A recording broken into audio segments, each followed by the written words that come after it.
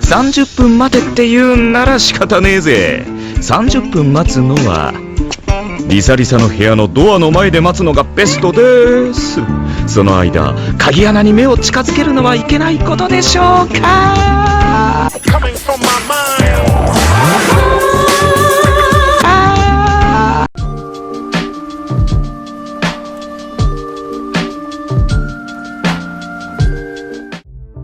JoJo's Bizarre Adventure, ou em português, As Bizarras Aventuras de Jojo, é uma série de animes e mangás criados por Hirohiko Araki. Lá por 2016, mais ou menos, um amigo tinha me recomendado assistir Jojo. Eu peguei pra assistir um dia que eu tava de bobeira, eu assisti Jojo e Boku no Hero, e eu não passei do primeiro episódio de Jojo, foi mais pra frente em Boku no Hero. Em 2017 eu voltei a assistir Jojo e comecei a maratonar, cara. Eu assisti até a parte 4, né, que é Diamond Unbreakable. Então eu comecei a ler Evento Áureo, porque naquela euforia de terminar o mangá, uma parte do mangá, eu já comecei a ler Evento Áureo, e eu terminei Evento Áureo acho que em 1 semana ou 2 semanas e comecei Stone Ocean. Parei Stone Ocean, estou voltando a ler Stone Ocean agora. Mas enfim, todas as partes de Jojo são histórias diferentes, elas compartilham o mesmo universo, ou quase, e todas seguem a linhagem da família Joestar. Começou com Jonathan George Joestar, que é seu pai.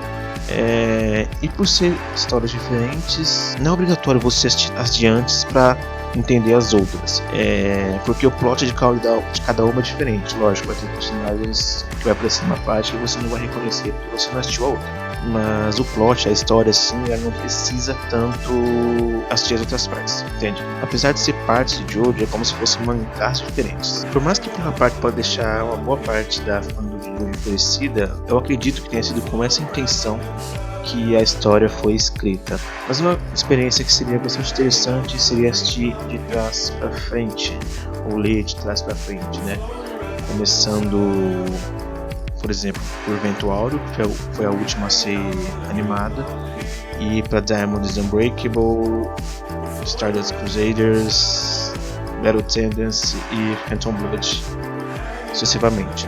Eu acho que de trás pra frente tudo seria introduzido de uma forma sutil, e eu acho que não estragaria a experiência. Outra coisa que me fez gostar bastante de Jojo é a forma que o Araki, o autor, consegue trabalhar com vários gêneros dentro dos mangás de Jojo. Gêneros tipo ação, aventura, sobrenatural e comédia está presente em quase todas as partes de Jojo. Mas, por exemplo, a primeira parte é bastante...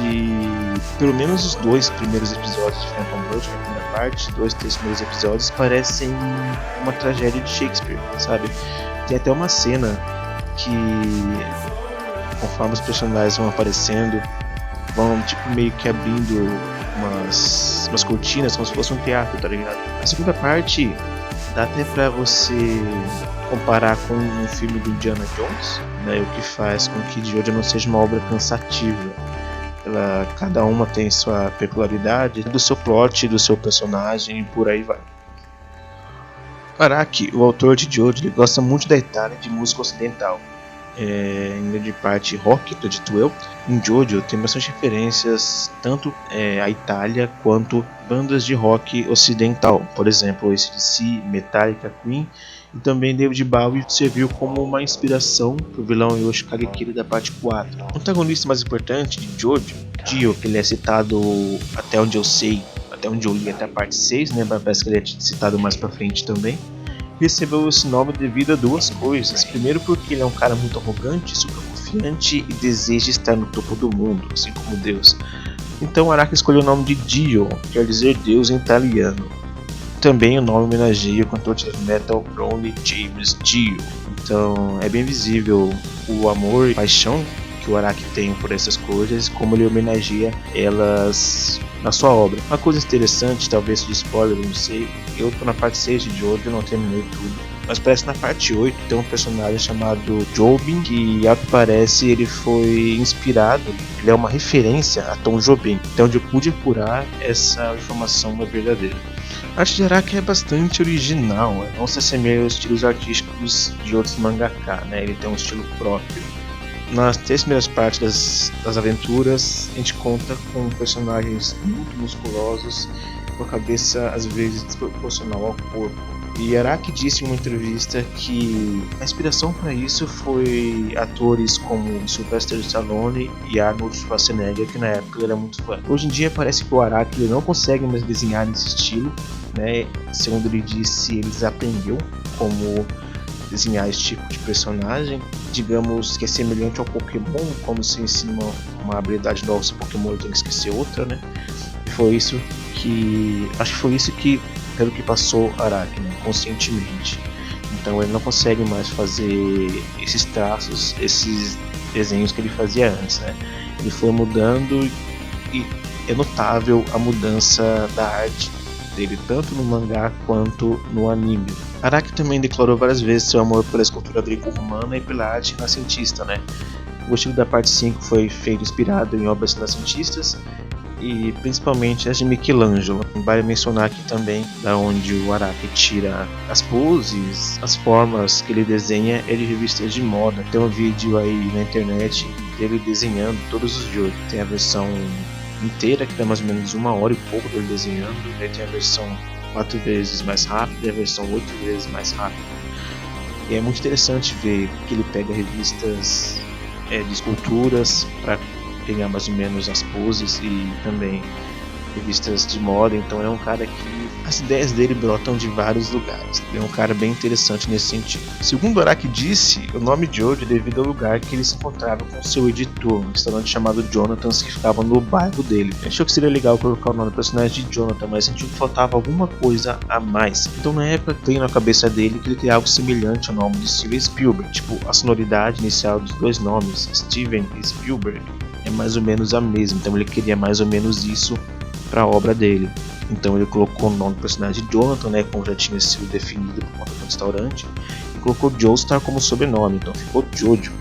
É bem interessante também essa história do Araki. Quando o Jojo foi lançado, havia um certo tabu em colocar um estrangeiro como personagem principal de uma obra shonen, né?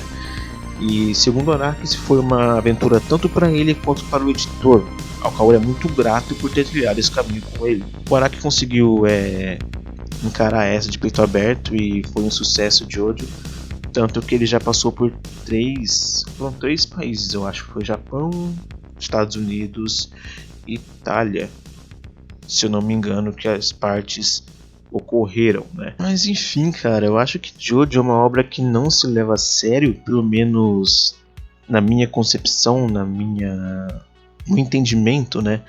Porque é diferente a forma que ele é feito, tá ligado? Ele não se leva a sério, não no sentido de ser só palhaçada, porque quem assistiu sabe que não é só palhaçada de Jojo. Jojo tem os seus momentos tristes, momentos emocionantes, momentos que causam uma certa tensão, momentos que causam um certo horror, tá ligado? Te choca. Mas ela é uma obra que não se leva a sério, porque digamos assim, Hunter ele segue umas certas regras nas lutas, regras do Nen, das habilidades dos personagens e tal, e Jojo também tem essas regras, né? Mas isso não impede de Araki de quebrar essas regras quando bem entender, e isso não prejudica a experiência de ler ou assistir Jojo. Por exemplo, em uma batalha da parte 3, acontece a luta de uma águia dentro da água. Tipo, a águia não tem como entrar dentro da água, mas durante o episódio ele tem uma explicação que para resolver essa questão, né? Mas é algo que não convence, é algo que não é real, mas para aquele momento ele funciona. E para a explicação do narrador na hora, dá para entender que aquilo funciona naquele universo. Tem que ter uma explicação plausível para acontecer. Outra coisa também é o stand da parte 5, que é o Crimson King, que é também uma referência a uma outra banda, que é uma habilidade que quase ninguém entende. Muitas vezes dizem que nem o Araki entende essa habilidade. Essa habilidade eu pretendo falar sobre ela quando eu for falar da parte 5, que eu pretendo discutir cada parte de Jojo por partes, né? Da parte 1 até a parte 5 que foi animada. Eu não sei se eu vou continuar parte 6, parte 7, parte 8, porque elas ainda estão no mangá, não foram animadas ainda. Mas é basicamente isso. Eu acho que Jojo é uma série que não é um anime, né? Que não se leva a sério, mas isso não estraga a experiência de ler ou assistir, né? Mas enfim, se você quiser assistir Jojo, basta assistir no Crunchyroll, ou se você não quiser baixar ou assistir no Crunchyroll, você tem outros meios, a internet é sua, você é o dono do mundo na internet. Só não seja preso, né? Mas enfim, eu vou tentar trazer um comentário sobre cada parte de Jojo. Eu não sei quando. Esse é um episódio piloto. E é basicamente isso. Se vocês gostaram, se inscreva, deixe seu like. E é isso, cara. Não tem coisa mais clichê do que um encerramento como esse, mas não tem muito pra onde fugir. Enfim, até mais.